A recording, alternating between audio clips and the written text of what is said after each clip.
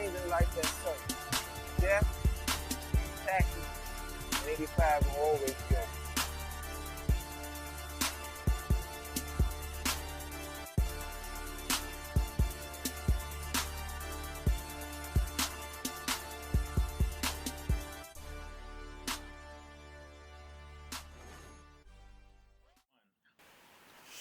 Welcome to New Stripe City, a podcast for diehard Bengals fans. I'm your host, Ace Boogie. And today's episode, we're going to talk about a lot of things. We're going to talk about, the recent release of Rey Maualuga. We'll also talk about Mel Kiper's mock draft where he has the Bengals taken to Carson McKinley. So I'll give you guys my thoughts on that. We'll talk about the Color Rush uniforms, especially with the Eagles recommending that teams be able to wear two helmets. So we'll talk about that a little bit. And we'll wrap things up with Cedric Pierman, and then we'll also talk about Colin Kaepernick and some of the chances that he could potentially be considered by the Bengals, why he's not being considered. But I'll just drop a couple things on why that should be a topic of interest. But on a serious note, my prayers and thoughts are with the victims of the Cameo nightclub shooting. 16 people were shot, one died, somewhere in the hospital. Definitely want to send my thoughts and prayers out to O'Brien Spikes, to his family.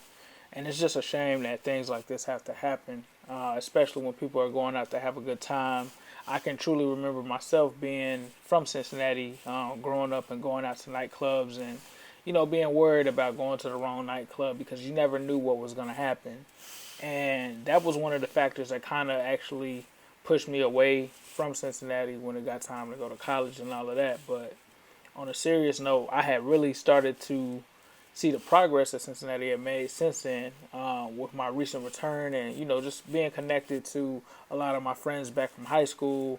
They were starting to be places where you would be able to avoid the riffraff, and it's just crazy, man, that people can't just go out anymore and enjoy a good night out with some friends, and you get into it with somebody, and instead of people fighting and throwing hands now, you just have to get shot, and then people who don't even have anything to do with the situation are involved, and it just really is disappointing, man. And hopefully the city of Cincinnati can band together and turn this into a positive. I know it's a very bad thing that's going on, but it's a wake up call, man. Things are getting out of control as far as violence, and I'm not gonna sit here and jump up on my soapbox, but I just wanted to speak something on the platform because this is a Bengals podcast, but I am also a native of Cincinnati, so I felt like it was only right to send my prayers and thoughts out to the victims and try to inspire some positive change, man, some positive change. But with that being said, let's go into Rey Maualuga. As you guys know, Rey Maualuga was released a couple days ago. I'm not really surprised. On my last podcast, you guys kind of heard me alluding to the fact that I felt that Rey Maualuga's time was kind of up with the Bengals. So it shouldn't come as a shock, especially since the guy only played about 30% of the snaps last year. He kind of was phased out as a fossil dinosaur type linebacker in the league where we're drifting more towards a passing league, and that's basically one of Rey's biggest faults is that he's a liability in pass coverage. So I'm not too shocked. A lot of people were excited, which I was excited as well. I mean, you never want to be excited at someone's expense, but Rey just really he wasn't a fit anymore, and the Bengals were proactive and took a different kind of angle on this one, which they normally don't do. Which usually when guys aren't productive, they still kind of tend to keep them around for a little bit longer than they really should. That wasn't the case here with Rey. Rey definitely posted a pretty classy salute to the nation and all of that, thanking the fans and the team for having him here for so long. And Vontaze Burfict also posted a salute to Rey as well. But I mean, it kind of just needed to be done. When you look at Rey Maualuga, from not even just the on-field stand or his on-field stance, excuse me, you look at him in the offseason, and this offseason was definitely different than some of his previous ones. But he's come into camp in previous years overweight. I have friends around the city. They said that they used to see the guy out at the casino and at the bar. And I mean, to each his own, man. I mean, you're living your life. It's the off season. It's technically not, close to the season, but it's just still, man. It just doesn't put a good taste in people's mouth when they see certain players out at certain places when it's getting close to time to report to camp. But Ray actually, like I told you guys on my previous podcast, probably a long time ago, but Ray was actually one of my Bengals that I was excited to kind of see come to the one of the players. Excuse me, I was kind of excited to see come to the Bengals just because when he came out of USC, he was just this great linebacker. He had that play where he picked off Ohio State and he returned it for a touchdown. He just seemed like he was destined for greatness, and he seemed like he was going to follow in the footsteps of like a Junior Seau, and then it just went kind of left. It was, to me, I feel like Ray was kind of his own worst enemy because he would second guess himself. He really wouldn't be confident in his own abilities, and he kind of let some of those things get to him, and it caused a lot of issues with him on the field, whether it was in terms of missed tackles or lining up in the wrong spot. But overall, his tenure here was kind of a disappointment. But I mean, there were people who have had worse tenures here, such as Keith Rivers. So, he did what was required of him. But yeah, like we said, the writing was kind of on the wall with Kevin Minter. Kevin Minter will look to come in and replace him. He seems like he could at least be an upgrade over him. Now, I did get a comment from one of the subscribers that said that they felt that Minter wasn't really a huge upgrade over Maualuga and could prove to be the same kind of guy that Maualuga was for us, which I thought was interesting, which I like to hear different views on different players. I don't like to hear the same kind of stuff from every single person, but I thought that was a pretty good point, and that's something that I'll have to take a look at in this season that's coming up. We'll have to see exactly how good Minter is, but I still think that the door is definitely open for a linebacker to come in. As I've told you guys a couple of shows back, I had Nardo on, and Nardo dropped the nugget that Paul Gunther and Vontaze Burfict during the national championship were looking at Reuben Foster and said that they would love to have him on their defense. And I've also heard that recently Vontaze Burfict has still been in the Bengals front office's ear trying to convince them to, draft Reuben Foster. We'll see what happens. I mean, ultimately it's up to the Bengals, but we do know that for a fact there is a vote of confidence coming from Vontaze Burfict and pushing them towards drafting Reuben Foster, but we don't know exactly who they will pick. So with that being said, let's go ahead and shift over to the Mel Kiper mock.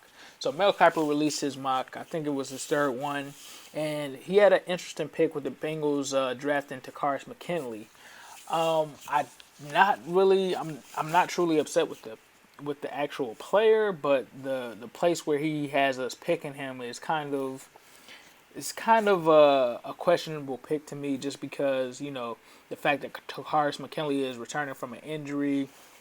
There's so many other factors with him that it kind of almost in a sense wouldn't be a good pick to pick him at number 9. Now, if we're talking about in the second round, early second round, I would love the pick. I wouldn't have a problem with it at all, but it's not really in the mode of what the Bengals tend to do.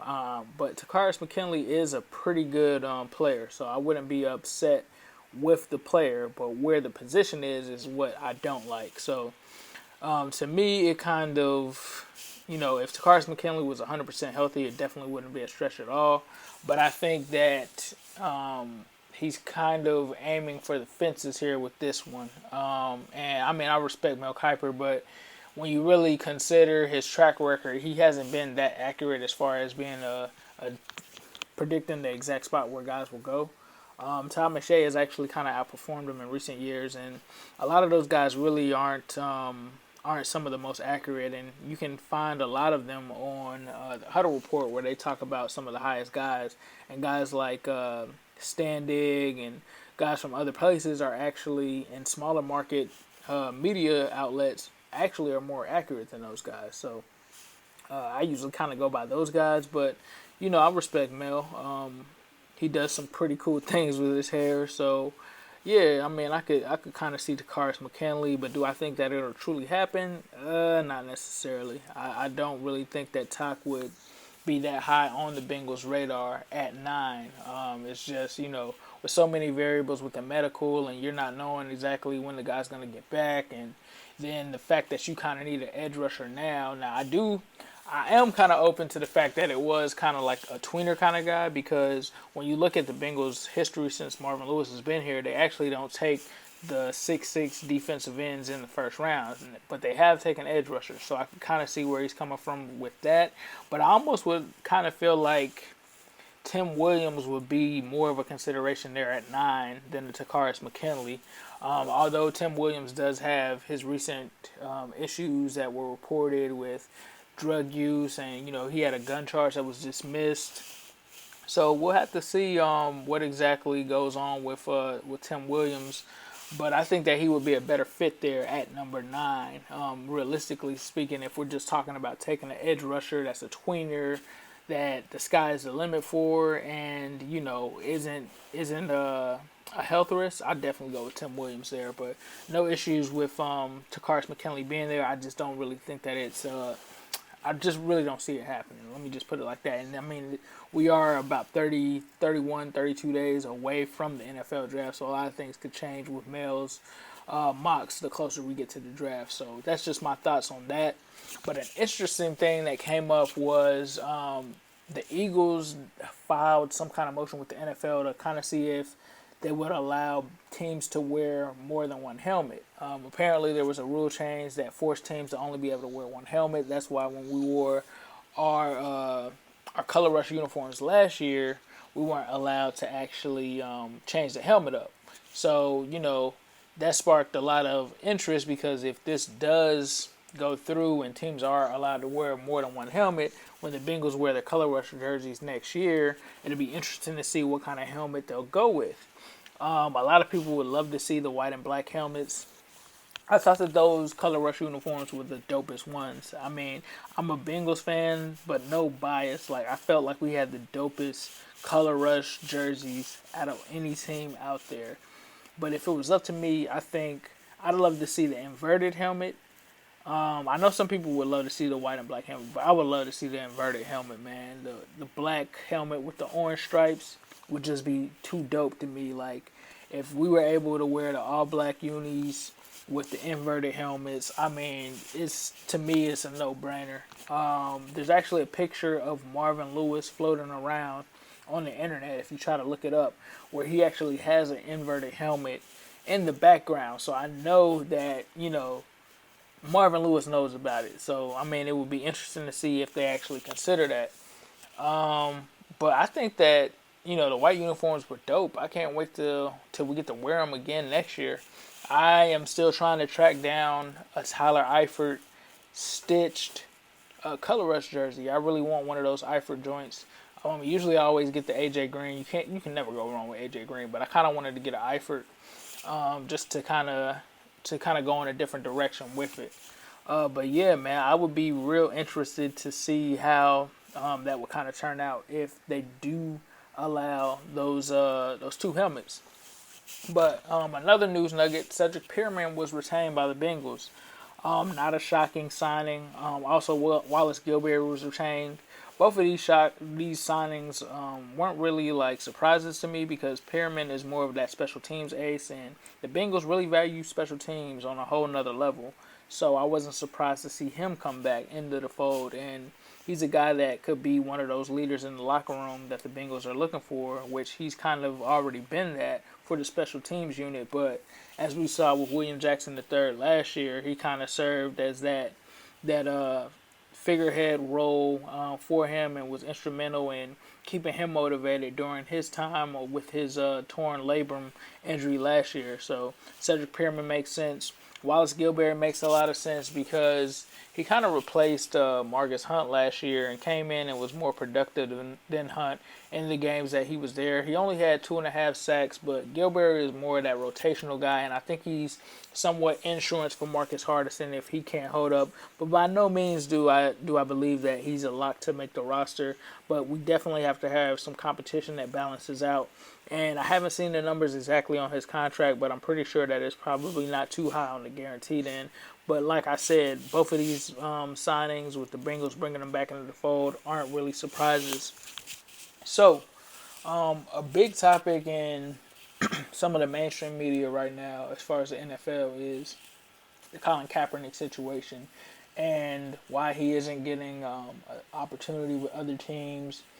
And to me, I'm not really going to get into the whole political side of things, but one possibility that I would think could happen, and that would be if the Bengals were to actually move AJ McCarron.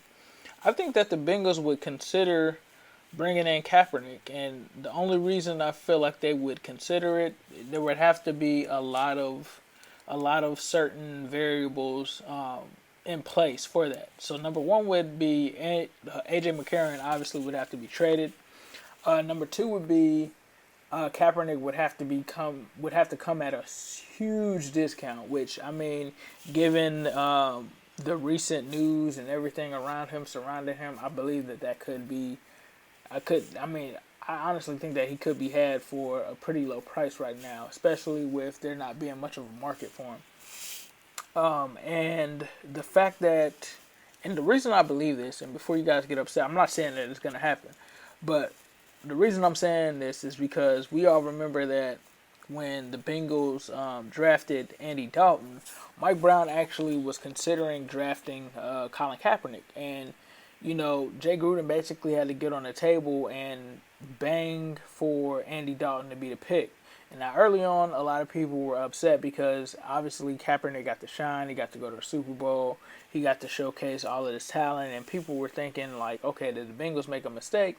And then you just see Kaepernick start to digress and, you know, his play isn't as good. The 49ers go down and Dalton starts to kind of ascend to a decent quarterback. And I think he's even better than a good quarterback level in the NFL. And I think that a lot of people swept some of the stuff under the rug, which I kind of understand. But this is the thing. In my opinion, one of the reasons, and a lot of people say, well, he hasn't been as good as he was in previous years. And I tend to agree with that. I mean, Kaepernick really isn't the same Kaepernick that he was since that first appearance that he came in. But a big factor in that, and a thing that a lot of people are missing out on, is the biggest part and the biggest asset to Colin Kaepernick was that read option offense, right? And when he came in with that, it just kind of took the NFL by storm. And then everybody started using it. You know, Mike Vick started using it. We saw Cam Newton start using it. And it became something that was almost unguardable in the NFL, right? Because players weren't allowed to hit the quarterback after a certain time span. I can't remember exactly what the conditions were, but basically they couldn't touch the actual quarterback. Like, the quarterback wasn't considered a runner, so you could be flagged. And so that caused a lot of confusion, and as a result, it just made it almost kind of like a loophole that they found and they were able to exploit against every team. So then the next season, the NFL decides to change the rule to where, you know, on the read option, the quarterback is considered a ball carrier immediately, and that just pretty much turned everything. To me, that's one of the hugest, or one of the biggest reasons that Colin Kaepernick isn't as successful as he was before. And if you look back and you study when that ruling happened, him and Harbaugh both contested that rule change. They were very upset about it. And so I think that really contributed heavily to Kaepernick's demise, but I still think that the guy has something left in the tank, if you were to ask me. Obviously, the 49ers haven't been good in recent years. I don't know if it's a 49ers thing. I don't know exactly what it is, but I think that he is a guy that could be salvaged. Now, would the press be worth it? I don't really think that it would be, given the circumstances of, you know, what's going on with Pac-Man Jones. If the Bengals were to take a Joe Mixon, I doubt that they would also bring in a Colin Kaepernick into that situation. Now, Kaepernick has gone on record to say that he won't be kneeling anymore for the national anthem. So, you know, teams shouldn't have to worry about him from that standpoint, but it seems like the damage has already been done. But like I said before, I think that if there was a landing spot for him where he could come at a cheap price and the Bengals had already moved on from A.J. McCarron, I would not be surprised if they were to acquire, or I mean not even acquire, but outright sign Colin Kaepernick. I just wanted to put that out there just because in case it happens, I don't want everybody to be upset and everything or to wonder why. But if it does happen, then those will be the factors that will contribute to it. Now, my good buddy Mark, we always go back and forth and talk about, Bengals stuff for the most part. And normally we see eye to eye on this, but I have to agree with him on one sentiment. If the Bengals were to sign Cap, he believes that a lot of people would start to clamor for Cap to, basically unseat Dalton if Dalton went out and struggled. And I understand that. That's definitely a huge distraction. But I think that the Bengals coaching staff wouldn't allow that to happen. We're already hearing, and he made a great point because, like he said, fans are already clamoring for A.J. McCarron, and this guy only has, 2 to 3 NFL starts. So imagine bringing in a guy like Kaepernick and, having that distraction. And I think back to when there was the whole Mark Sanchez, Tim Tebow thing, and it was just a distraction because the media wanted one guy to start and another guy to sit. So I totally understand that part of it. But I don't even think that the Bengals will let it get to that point. But honestly, we'll have to see how things play out. But it wouldn't shock me if somebody gets on the line and says, "Hey, we want to give you a second and a fifth or sixth rounder for A.J. McCarron, and you guys have to give them up." I wouldn't be surprised to see the Bengals do that and then go back and double back and pick up a guy like Kaepernick. So just keep that in the back of your head. I'm not saying that they will do it, but I think that there is somewhat of a possibility. Now, I've hit and missed on my possibilities or my predictions in the past. Luckily I'm shooting a better percentage on hitting than I am missing. I believe one of the most recent misses was Deshaun Jackson, thinking that. Now, I never thought that the Bengals would outright sign him, but I thought that there would be, some kind of interest from either side. But seeing how much he got paid is kind of understandable. And Nardo did try to warn me about that early on, was that, Deshaun Jackson likes his money. So clearly he was correct on that one. But, I just have that hunch, man. And if you guys want to look it up, you can go and look it up. All you have to really do is Google Colin Kaepernick and Mike Brown Bengals. And I guarantee you will see it. And I think that story actually broke. I want to say it was during the playoffs one year. It was like when Andy Dalton had a bad performance in the playoffs. And then all of a sudden it gets leaked out there that Mike Brown had wanted Colin Kaepernick. But either way, I think if they don't do it, it's not a big deal. If they do it, I think that Colin Kaepernick is one of those guys. I don't think that he's truly finished yet. I think with the right mechanics and the right work, I think he could still end up being a pretty decent quarterback in the NFL.